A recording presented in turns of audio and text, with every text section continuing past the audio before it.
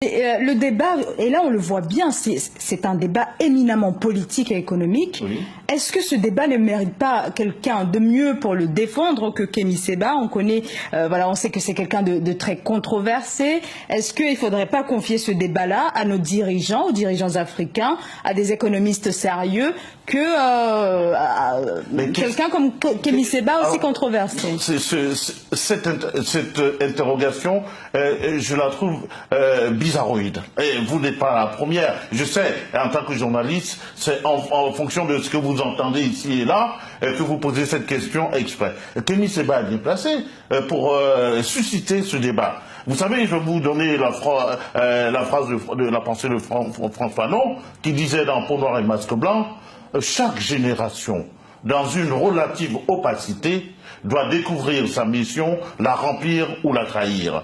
Alors, une petite dernière question, tout de même, Maître Zé. Nos aînés ont eu l'indépendance juridique, et nous appartient. C'est un combat de notre génération. Alors, Kémy Séba, vous savez, des Kémy Séba, il y en a partout. C'est la face visible de l'iceberg. Une dernière question sur Kémy Séba. Quelle crédibilité lui accorder? On connaît sa virulence, son discours contre la France, mais il a tout de même gardé la nationalité française. Écoutez, j'ai jamais pris le café avec Kémy Séba, je ne le connais pas personnellement, mais j'aime ses idées souverainistes.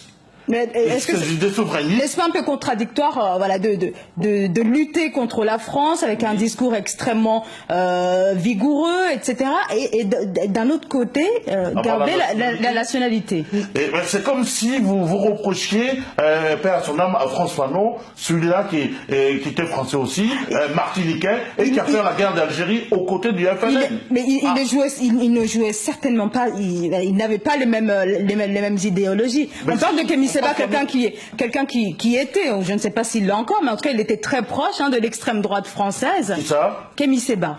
Non, enfin, bon, moi je ne veux pas entrer dans ce débat-là, mais je vous dis simplement, on peut être français, y compris même blanc de peau, et être insoumis. Alors qu'est-ce qu'on ferait de Mélenchon?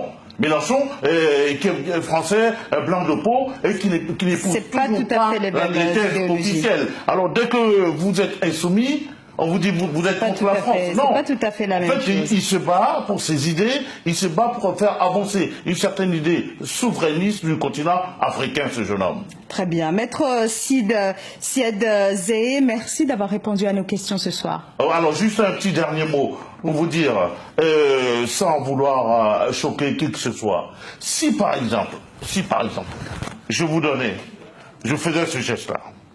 Non, ne le faites peut-être pas sur ce plateau. Alors, si je vous donne la moitié, je ne veux pas me cramer, je vous dis, alors, c'est un symbole, gardez la moitié, quand le franc CFA sera viré de mon continent, je viendrai chercher la moitié de mon billet. C'est un symbole, je ne l'ai pas cramé. Vous voyez? Donc, c'est pour vous dire que c'est un geste de désespoir qu'il a fait, ce jeune homme. Maître Zé, merci beaucoup. Il n'est pas anti-français en tant que tel, mais il a exprimé un désespoir. Maître Zé, merci d'avoir répondu à nos questions. Je vous en